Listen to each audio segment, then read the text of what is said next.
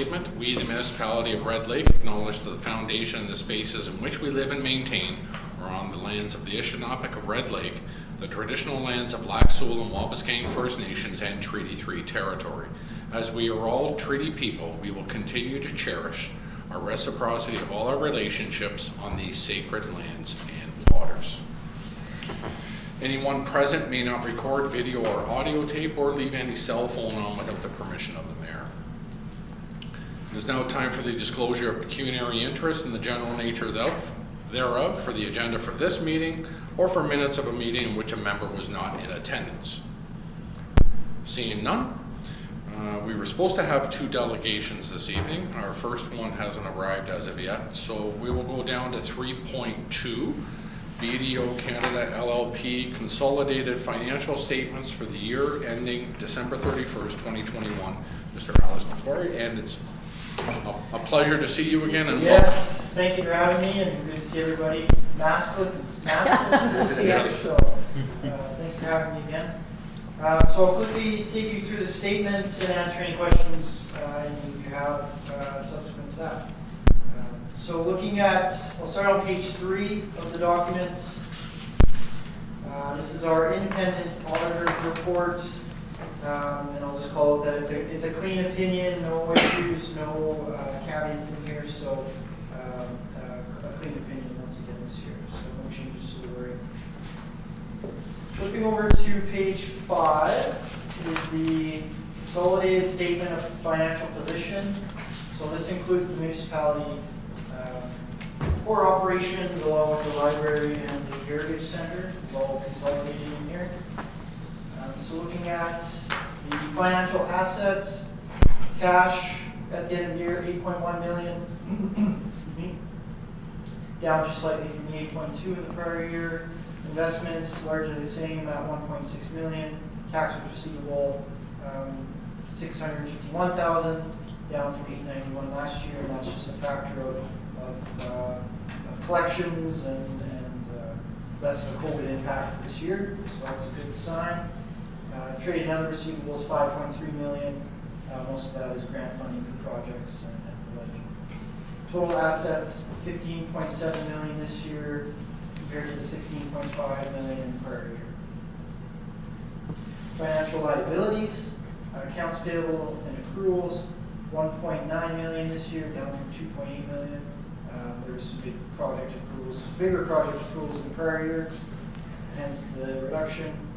Deferred revenue, 1.6 million, and most of that is the gas tax. I forget the new name of the gas tax. Oh, I have the CCBF. Community something or other. Anyways, 1.6 million deferred revenue there. The landfill closure, largely the same as the prior year, 633,000 this year. And long-term liabilities or long-term debt, 15.1 million, just shy of 15.2 million there, down from the 16.5 million in the prior year. So that's down another 1.35 million this year on a net basis. And since 2018, that's down just shy of 4 million, so 3.9 million from 2018, which is roughly a 20% decrease over the term. So positive signs. I know that's a key factor for this council, so that's certainly trending in the direction we want it to be. So, total financial liabilities, 19.4 million at the end of the year, down from the 23.1 in the prior year. The next line here is the net debt. It's kind of one of the key indicators of the financial position. 3.6 million, just shy of 3.7 million this year, down from the 6.5 million last year. So again, a decrease of roughly 2.8 million, trending in the correct or the right direction. Certainly an improved position. And since 2018 again, it's down 7.2 million from 2018. So trending again in the right direction there. And certainly the idea, certainly The idea is to be in a net asset position, but it's certainly not uncommon for a municipality to be in a net debt position, and very healthy overall. So, non-financial assets, some prepaid assets there, $592,000 at the end of the year. Big portion of that was the pumper truck of about $450,000 in waiting, and tangible capital assets, just over $64 million this year, up from $60 million last year. So big changes there were the last of the airport resurfacing and the roads project here. So total liabilities, total non-financial assets $64.5 million, and your accumulated surplus $60,898,000 at the end of the year. Page 6 is the statement of operations, so your revenues and expenses for the year. So quickly take you through the revenues. On a total basis, $23 million, just shy of $23.5 million this year in revenues. A bit over budget there, over budget, over from budget, but that's not such a bad thing. You had a couple bigger projects going on, which is the main reason for that. And just looking at line by line, taxes budgeted 9.3, and actual was just shy of that at 9.3 as well. Fees and user charges, 4.4 budgeted, 4.8 actual. There's a bit more commercial usage in the year for water and sewer there. That was the big reason. Canada grants, 5.7 million budgeted, 5.1 actual. Ontario grants, 1.8 budgeted, 3.2 actual. And other income, 485,000 budgeted and 842 actual. I'll break down the Canadian and the federal and provincial grants in a note here in a minute. Looking at the expenses, overall big picture, end of the day, 16.6 million budgeted and 16.6 million actual. So right on budget there on a total basis. General government, just slightly over budget, 1.8 versus 1.9, but really only about 50,000 there. Protection services, again, right in line with budget at 1.8 million. Transportation, 4.6 actual versus about 4.5 budget. Environmental was just below budget at 4 million. Health services, 829,000 actual versus 817 budgeted. Social and family was bang on budget, 1.1 million. Recreation and culture, down just slightly from budget, just under 100,000 under budget there, 1.9 million. And planning and development, 337,000 actual versus 325 budget. So you take your revenues less your expenses, and your annual surplus for the year, 6.8 million at the end of the day. So, and that's largely due to the capital projects. They come into revenue now, the expenses get capitalized and amortized over time. So when you're doing big projects, you're going to see a good surplus there. Okay. Note, or page 7 is the statement of changes in net debt. I won't go line by line. It lays out how that net debt number changed over the year for any, really it's for any of the non-financial assets. So your purchase of capital, any amortization, any gains or losses on that, and then any changes in prepaids. So again, at the end of the day, 3.6, just shy of 3.7 million net debt. Page 8 is the statement of cash flows. Similar to the last page, very self-explanatory here, so I won't go line by line. You can see halfway down through the page, financing transactions, proceeds from long-term debt, 939,000, and repaid was just shy of 2.3 million for the year.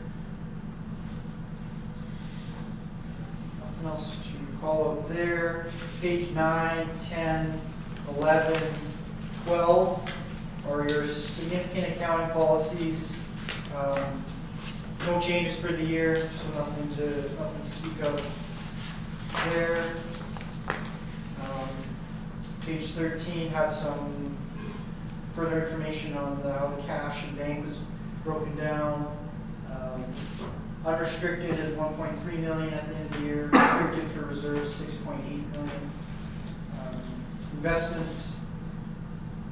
No twos investments. No. Nothing really drastic there this year.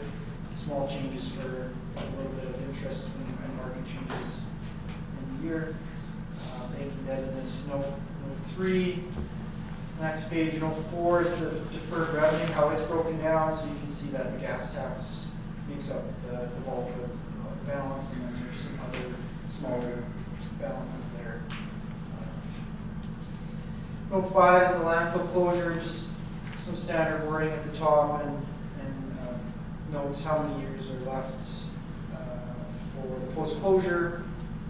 As most of the site has been closed, there is a small section there that's open and underway now.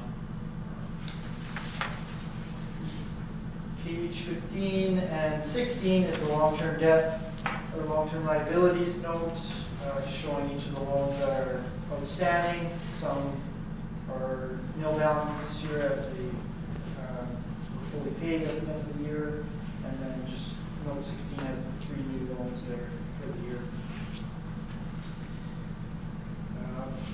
Page 17 is the tangible capital asset note for the current year. And if you look at the columns for roads, sidewalks, and bridges, you can see additions of 4.1 million in the year, and some disposals of the existing roads and infrastructure. And then the column for land improvements is where the airport resurfacing is 2.2 million, is the final bit of the project.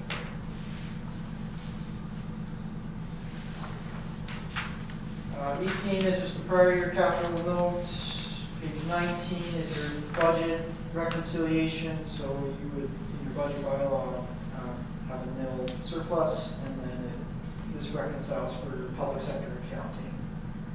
When you get to the 5.3 budgeted surplus that we saw earlier in the statement of operations. Page 20 is your government transfers note. I'm just going to call out a couple of specific items here. So in the first section, you've got the Ministry of Municipal Affairs and Housing amount for the year, $651,000. Most of that was the disaster recovery funding that you got. And then moving down to about halfway down here is the ICIP roads project from the province, 1.1 million for this year. And the federal portion of that, just slightly over here, is just over 2 million. Okay.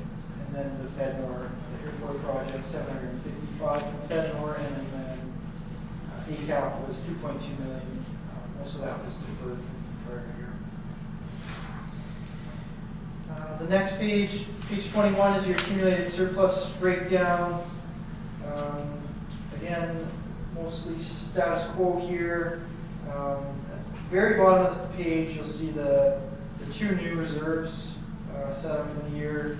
61,000 for the municipal accommodation tax that was implemented for 21, and the stabilization reserve of 150,000. So total reserves at the end of the year, 8.1 million.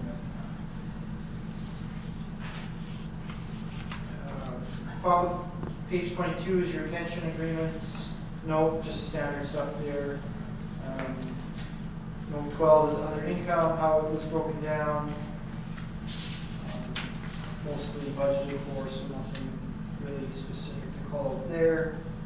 Note 13 is the trust funds that the municipality operates, but it's not part of the consolidation of the municipality itself. Top of 23, some obligations and commitments, contingencies, operations of the school boards, and then liability for contaminated sites, same here as well. Top of 24 is the impact of COVID-19. Again, we're another year of COVID and impacting everybody still, so there's some general wording there on that, but really nothing specific. Can't really put a number on it to how we impact it, right? So standard stuff there. And then the next page, the page 26 is the segment notes. I won't go through line by line, but for your interest purposes, it breaks down by your functional categories how each of the lines on the statement of operations is broken down. So it just gives some further information there. So won't go line by line and make sure everybody stays awake. So that's all I have on the statements. I just want to say, thanks to Mark, Trilby, Rhonda, and the team. Always very helpful, very cooperative. It was a very smooth and efficient audit this year. Nice to be doing this in May instead of September, October, whatever it was last year. So. Okay, well, thank you. Any questions from council? No? I'd just like to make a couple comments, if you don't mind. It's nice to see this council has paid down over $3.9 million in debt, which was our goal at the beginning of council.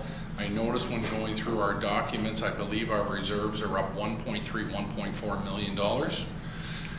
So that's healthy as well too. We've made large investments in our community with capital projects, and we've received substantial funding. And just want to say it looks like a very great budget. It's been moving forward with council direction, of course, with staff. And I'm just thankful for the staff that we have and our council that we have, that our goals are being met as we're moving forward. So thank you very much for all the work that you do as well too for the municipality. Yeah, thanks for having me. Appreciate it. Great, thank you. And you're more than welcome to stay for the rest of the council meeting if you'd like. But, Thanks, Alex. thank you. But thanks I'm again. gonna go because I'm in the back. Yeah, okay. I appreciate it, bro. Okay. Thank you. Take care and thank you again. Safe travels. So this is separate. This is part of the audit. Yeah, okay. So moved by Councillor Butterfield, seconded by Councillor Hager. Resolved that the Council of the Corporation, the Municipality of Red Lake, hereby accepts the Corporation of the Municipality of Red Lake consolidated financial statements for the year ended December 31st, 2021, as presented by BDO Canada LLP. All in favor? Carried. Thank you.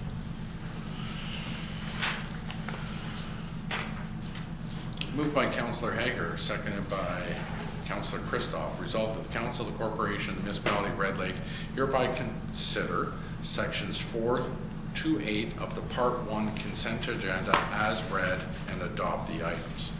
Does any councillor have a question regarding 4 through 8? I'll start with Councillor Christoph. Yeah, I'd like to pull 8.3. 8.3. Okay. Councillor Hager. That's the one I want to hear about, so that's perfect. 8.3. Councillor Perdue? No, that's good. Councillor Butterfield? Good. No? Okay, 8.3. Councillor Christoph, go ahead. Yeah, so they did a delegation for the Parks and Recreation Committee on the last meeting, and it was rather interesting about the study that they have, that you can opt in. Community, you can get different sizes, but I think their minimum is either 100 or 150 units. They sell for 500 a piece. They'll sell it if you order bulk, they'll sell it to the community for 350 to the town, and then generally it's half the price goes to whoever in the community would like to buy. And they try to do 100 or 150 and then see how that goes, and then if there's more you want to go afterwards. It was rather interesting how they were relating it to the amount of waste they would reduce from going to the landfill, plus your greenhouse gases, particularly methane, that the food and everything. So the good thing of it is it's bones. It's everything, and all food. It's not like, you know, composting, you only compost certain things. This is everything. So according to the presentation. Yeah. So we all thought it was a good idea, and that's why I come forward for council, just to look into it and see, is this something that the municipality would look to get into? And they did say during the presentation that they would also assist with helping for funding as well, like looking for funding, right, to help applying for grants and things like that to further reduce the cost of each unit kind of thing. So, I mean, I know there's a lot of people that compost, there's a lot of people that want to, you know, we want to reduce our waste. Is this the way to go? I don't know, it seemed interesting. Some other communities have taken part. It'd be kind of interesting to hear from some of those communities how it was going. But yeah, anyways, it was, I know it's something we were interested in, and it's something we'll take part in, because we compost anyways, but if this works like they say it is. Is there a minimum number of units you have to buy? It was either 100 or 150, I can't remember what that number was. But you could do more, right? But the units are still 350 a unit. That normally would cost 500. But if you do that, I think the minimum was 100 or 150, I can't remember which one that was. Then it would be 350 to the community, or the municipality, and then the municipality. Generally, they've been selling for half that cost. Councillor Hager? Okay, just to clarify, so it takes meat for sure. What it doesn't take is meat bones. It will take chicken bones and fish bones. Just for clarification, yeah. I've been using one now for 2 weeks, I think, because I had an opportunity to get one. I really like the idea. It's easy to use. You know, there are some tips, obviously. The more I'm using it, the more I'm finding, you know, ways to make it so I have a less chunky, I guess, mixture that comes out the other end. We had the opportunity to talk to one of the Kenora councillors who also gave us a little bit of information. And one of the things he said was that their initial order, I think they went with the 100 and sold out like that. Now, Kenora is a larger area, but if we were going to do something like this, I would say we should do the minimum to start with, just to see, because we can always get more afterward. But I really like the idea of offsetting the cost with, if our residents pay half, that's, you know, I think it would be an interesting study to do, to see how much is diverted. And also the bear. This is why I like it, because I compost. The bears knock over my composter all the time. So this way, there won't be anything in there for them to eat. So just a question on that. So when it comes out of the machine, do you put it into a composter or do you put it directly on your garden? The recommendation is that you mix it with other soil to help bring the nutrient level up. Yes, but or just put it like into an area that you just want to have as like if you want to build up an area of your yard. It's pretty dense. If people are interested, I would be willing to show them what I'm getting. Yeah. Councillor Crystal? So just to add to that, that was one of the other points that they made during the presentation, is that it's not just for composting. You can use it for fill, you can use it for whatever, right? Not just for the garden, but you know, if you have holes in your yard, you want to fill up with soil, right? Essentially, it's just speeds up the composting process, right? So. Thank you.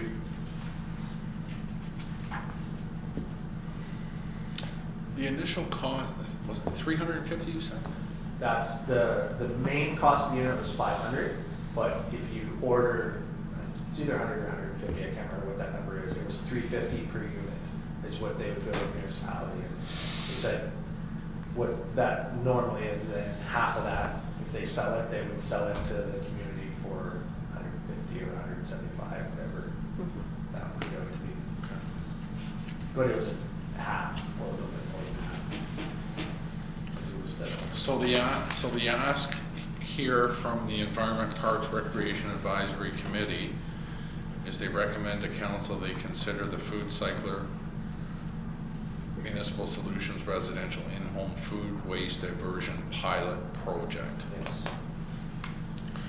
So how does council feel about moving forward into a project like this, or do they want more information, or would they be willing to do another demonstration for council as a delegation or anything? I'm sure they would. Yeah. Where are they based out of, do you recall? I'm not too sure. Okay, So west anyways. like a Zoom call or something? I guess, can I ask a question, Yeah, go please, ahead. just with regards to this, so if we outlay for 100 units, X number of dollars, Counselor, but do you know what that is in your head? What's that? 100 units, 350, right, $35,000. anyway, yes, okay, so that's a chunk of money. So, if we do that, and they make reference here to the FCM Green Municipal Fund, so they are offsetting part of the cost, and then they're recommending that we try and find money Yes. through, okay. Yeah, and we can, there's other Okay. grants that we can apply for, and there might be more out there, right? But you'd have to check to see, and that could offset even more, right? If that cost is. But, I mean, it was just more of, look into it, I think it's worth maybe having staff investigate it more. And that's what I was gonna Yeah. maybe throw out there for staff to investigate and see if there's any of those funding opportunities or further funding opportunities through FCM or the province even, for something like this. Or sort of even reach out to other communities like Kenora or that, to see how it was going. And I think, sir, I think Kenora has started a second round or something like that. They did, yeah. They did. So, direction is for staff, would you like us to come back with something in June for council's consideration? We'll do some research and some outreach and bring it back. Definitely. Okay. Councillor Hager could do a presentation. Bring in a bucket. I'll bring in a bucket. Run a YouTube channel for a month. How long does it take for it to do a cycle? About 6 hours, 6 to 8. So they. I put it on at night. 4 to 8, but they're actually, it's actually. It depends on mostly- how wet and how much and what you're putting in there. Yeah. But I've done fish for sure. I've done pretty much everything except they don't recommend bones, so didn't put bones See, in. everybody wants to. Yeah, okay. So I have a council resolution here, and the last part of the resolution is, be it further resolved that the Council of Corporation of the Municipality of Red Lake hereby approves the Municipality of Red Lake participates in the foodcycler pilot project. I'm gonna ask council to defer that just temporarily until we have the information gathered by staff.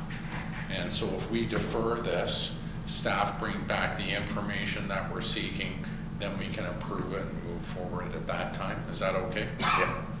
Yeah, okay, so we'll defer that. Perfect. Okay, any more discussion on E3? So, yeah. Moved by Councillor Hager, seconded by Councillor Christoph. Resolved that the Council of the Corporation of the Municipality of Red Lake hereby considers sections 4 to 8 of Part 1 consent agenda as read and adopt the items. All in favor? Carried, thank you. And moved by Councillor Butterfield, seconded by Councillor Baduch. Resolved that the Council of the Corporation of the Municipality of Red Lake hereby consider all bylaws, section 9 of the Part 1 consent agenda as read without amendment or debate a first and second time. All in favor? Carried. Does any councillor have any questions on the bylaws? 9.1 to 9.6, starting with Councillor Baduch. No. Councillor Good. Butterfield? No. Councillor Hager? Yeah, yes, I just want to ask a quick question about 9.4. 9.4, okay. And Councillor Christoph? No, 9.4, go ahead, Councillor Okay, Hager. this is with regards to the grant agreement for recovery of costs related to Red 77. Yes. Do we, what is the amount, like, I couldn't find an actual number in the document? Is there a number, or we, We believe it to be around 226,000, Oh. but the treasurer is working on finalizing that number. oh, okay, and then once that number's finalized, we'll hear. Then it gets submitted, so this is the Perfect. principal guiding document saying we're moving into Okay, an obligation with Great. it to get our money back. yes, that's important. Okay, thank you. Well, you're welcome.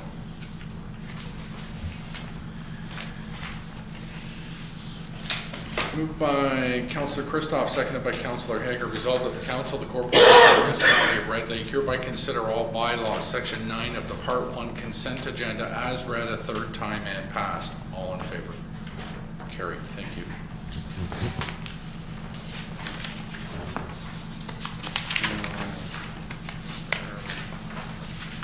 Moving down to item 12, administrative reports. 12.1, the CAO about the Association of Municipalities of Ontario delegation request. Mr. CAO. So the 2022 AMO conference is in Ottawa again this year. I know we've established who will be attending, but delegations are now open, and I would hope that today we can just have a discussion on some of the hot topics that we would like to submit to delegations on. One front and center would be our road network. MTO for sure, MNRF to some level as well, but I'd like to open it up to council and on any suggestions you might have. Councillor Hager, go ahead. I would like to recommend that we see if we can get a delegation with Environment, Conservation and Parks, just especially with regards to our waste management and opportunities and suggestions and partnerships. There's a whole bunch. Can I add one more? I really like the idea of the roads. I would like to find out how successful using that Highway 601. 601, up from Drive. Is that going to be something that could become more viable for heavy transport? I don't know. Keep them off the 105. I don't know. I guess if that's something that we could just look at on our own. Can I offer one more too? Ministry of Agriculture, Food and Rural Affairs. I really think that it's a ministry that we don't often talk to, but I think they're related directly with where we're at, being rural, and also this whole idea of northern food sustainability and opportunities for growing pods, etc. Like how we just went through a week where we were worried about our food supply. I think that's something that we're not the only northern community that's going to be having this issue. 100%. And realizing there's a provincial election looming and could be change of ministers, change of parties, could be anything. You never know. When's the closing date on that, Mr. CAO? Do you know? It's June 24th. Oh, So we still have okay. some time. It doesn't have to be written in stone tonight, but it'd be nice to have some direction. Maybe council can also submit some ideas through myself and you, so we're on the same page in regards to what delegation request we would like to see. Councillor Perdue. I think, are we gonna resubmit for previous delegations that we never got answers for? Is that a standard? If that's the will of council. I think that should be a standard for sure. Anything we haven't been successful in getting for delegations in the past couple, we should resubmit.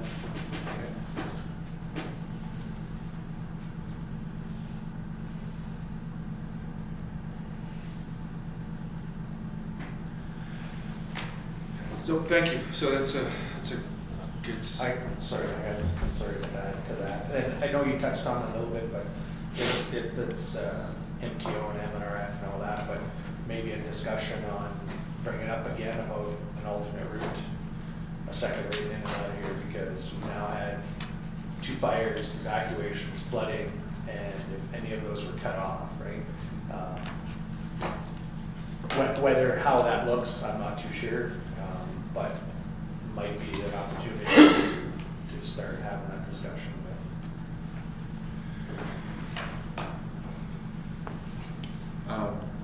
No, excellent. And I think there's an opportunity, so I'll likely circle back with council, especially when you bring up a subject, because we've always take that respectful approach, but it's good to say, here's our issue. Well, here's the issue, here's the background to that issue, here's some potential solutions. And we could certainly do that with alternate roads. But that should be our approach with any subject matter. And our local M&RF has been very good with some potential road networking systems that we can work in conjunction with and get more information. But we've also brought this forward before, and from a municipal perspective, I think I totally agree with the CAO, but we also need to throw the gauntlet down a little stronger as well, realizing everything that this community's been through the past 3.5, 4 years. So yeah, that's definitely a valid, hot topic that we can bring forward. And again, it's if that particular ministry accepts our delegation. So see what happens. But I would urge council to speak with the CAO as well too, if you have any ideas outside of our previous delegation for submission. We could have a lot of submissions in emo here. Could be new ministers as well too. So. Perfect, thank you. Sort of just, you just said that about us having a lot of delegations. So is that something maybe, I'm just throwing this out there, that we look at, because we seem to put in a lot of delegations and we only get a few of them. So is that the right path we should be taking? Should we be saying, we want 13 delegations, or do we say, okay, we have 5 conferences for the year. This conference, we're gonna focus on these 3 or 4 delegations. This conference, we're gonna focus on these 3 or 4 delegations, and spread it out that way. Would we have a better chance with those ministers if we're not submitting so many at one time? Well, the ministries won't see that we're submitting to other ones. So if we only submitted, say, 3, and we get rejected on all 3, then we have nothing for the conference. But the delegations we put forward have to be meaningful. Yes, and that's where and that's kind of where I'm coming from, is we're doing 13, asking for 13 delegations, and we get 7 of them. Are those 7 going to be meaningful, or For sure. are we just bringing up the same thing over and over again? And sometimes that's good, but sometimes we need to let something sit for a bit. Yep. Anyways, I'm just kind of throwing something out there to see if there's different ways if we can make it more meaningful, I guess. But Councillor Butterfield. Just to iterate on that, personally being in on the delegations that I have been, it's good to see them more often, because sometimes what happens is we don't see the minister, we see their delegate, and sometimes that information doesn't get passed along.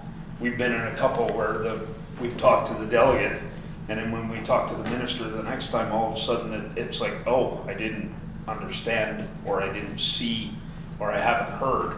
So it does make sense to do as many delegations as you can in order to just reiterate, because sometimes we put in something at the start of the year.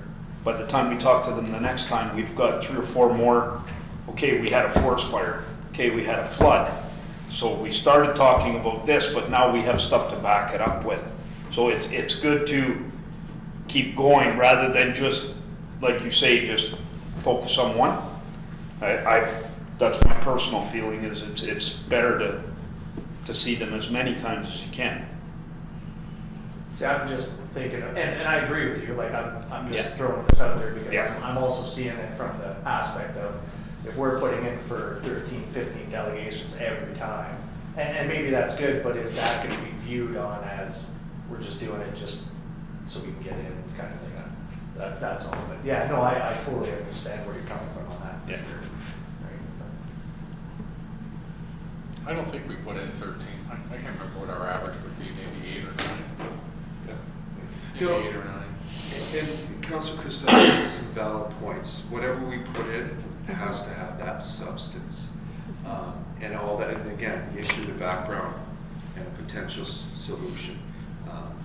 You know, this spraying everywhere approach might be viewed negatively with some city governments, but it's key. Whatever we bring forward, whether it's 2 or it's 10, we have to have substance behind it. 100%.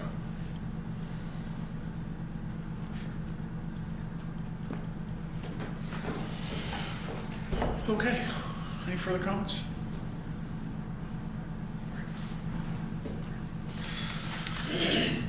Moved by Councillor Hager, seconded by Councillor Butterfield. Resolved that the Council of the Corporation of the Municipality of Red Lake hereby adjourns to meet again at the call of the Mayor. All in favor? Carried. Thank you very much.